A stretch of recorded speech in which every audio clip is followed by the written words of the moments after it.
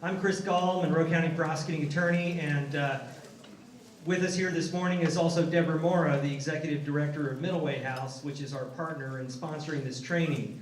We're very glad that you're here today because we believe this is a very important event for several reasons.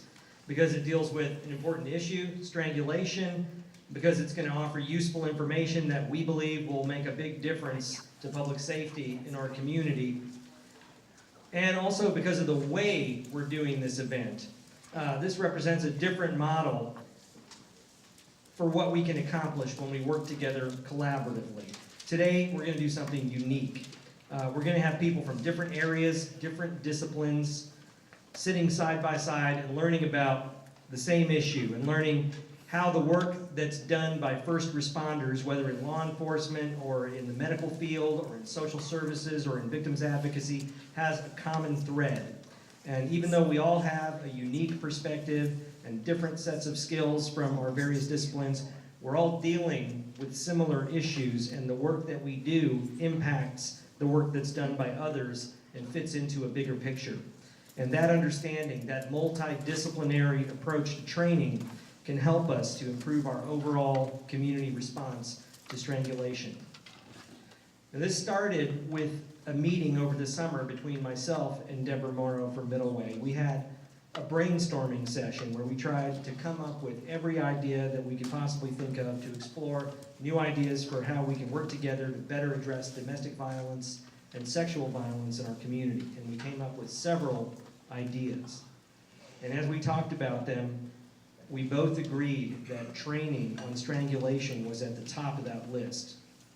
We had each recently been to separate trainings on strangulation, so we both understood what a serious issue it is, and unfortunately, it's an issue that we frequently encounter on a regular basis. Even this morning, I just got a text that on our arrest list this morning, there's a strangulation case.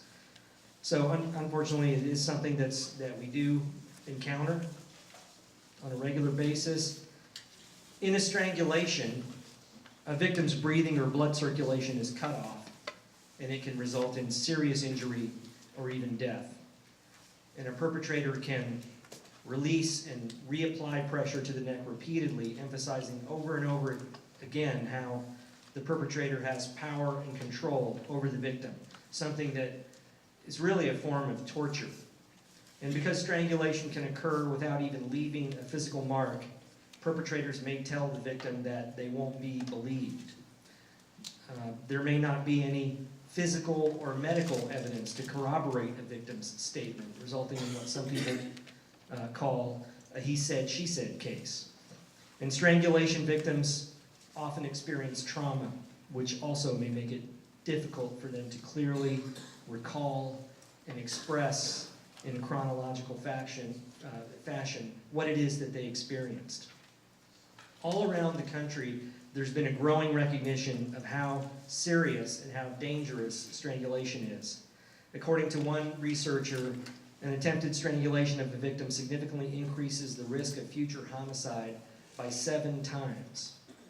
So in state after state, including Indiana, state legislatures have increased the offense of strangulation from misdemeanor to felony. But the cases haven't gotten any easier.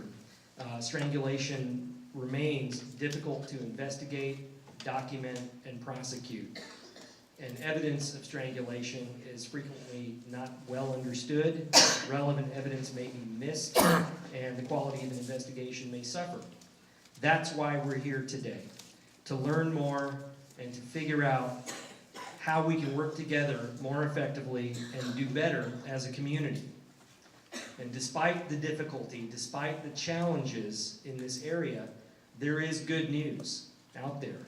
This is an area where there are promising new best practices that have emerged around the country, and research and experience from jurisdictions implementing those practices shows how they can make a big difference to improve the response to strangulation.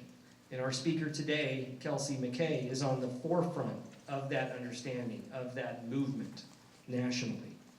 I had a chance to attend a training that she conducted back in June, and I know that this will be well worth your time today.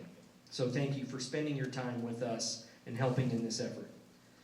Before we get started, I want to tell you about one more thing, which is another idea that Deborah Monroe and I brainstormed, which was a public education campaign to encourage victims of domestic violence or bystanders who are aware that domestic violence is occurring to come forward and get help.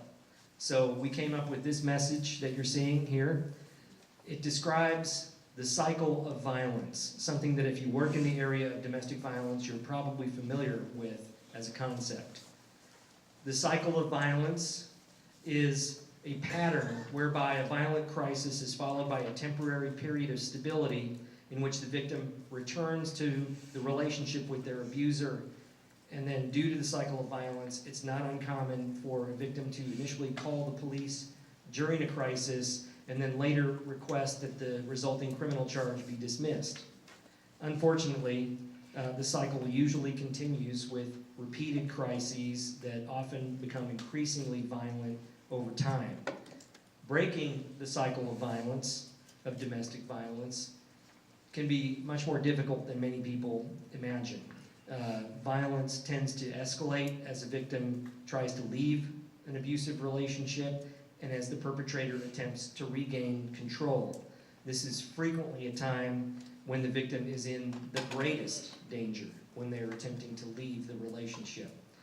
The cycle of violence also repeats from generation to generation as children who witness violence learn the behavioral pattern and then repeat it, either as victims or perpetrators. Stopping the cycle of violence is not just about breaking an emotional bond, because there are also usually practical concerns for victims that also may cause them to remain in violent relationships, such as financial support, child care or child custody issues, social pressures, or even immigration status, things like that. So breaking the cycle of violence is not easy, it's hard, and in order to successfully intervene to break the cycle of violence and create a community free from domestic violence, we need to work together as a community to make that happen. This is our message. Violence repeats in a relationship. Violence gets worse when it repeats. Violence repeats from generation to generation. You're not alone. Get help with domestic violence. Stand up to fear. Together, we can break the cycle of violence. If you or someone you know is threatened with harm or abuse, call 911 to report domestic violence, or call Middleway House's 24-hour crisis line at 812-336-0846 to talk to someone. We are asking for your help today. We have a stack of these posters available in the back for you to take. Help us get the word out. Help us get this poster up in our community, where you work, where you volunteer, where you go. Take a poster and put it up and share it. We want people to know in our community that help is available. It may make a difference for someone who could use that help. So now, on to our speaker. I want to introduce Kelsey McKay. Kelsey McKay was an assistant district attorney in Texas who specialized in handling domestic violence and sex crimes cases and often dealt with strangulation cases. She now travels the country in high demand as a training consultant on the latest research and emerging best practices for effectively responding to strangulation. And we have invited her here to share her expertise with you in the hope that you would also be here and that you would hear what she has to say and be inspired by it. And that you would then want to work together with us to implement some of those ideas right here in our own community. So as you listen to Kelsey McKay today, be thinking about how we can do that, how we can make that happen. Deborah Monroe and I will be contacting each stakeholder organization in each discipline that's represented here and asking them to designate a representative to continue this discussion. So be thinking about who that representative could be on behalf of your agency or organization and how we could get this done. Now, let's please welcome Kelsey McKay. Thanks.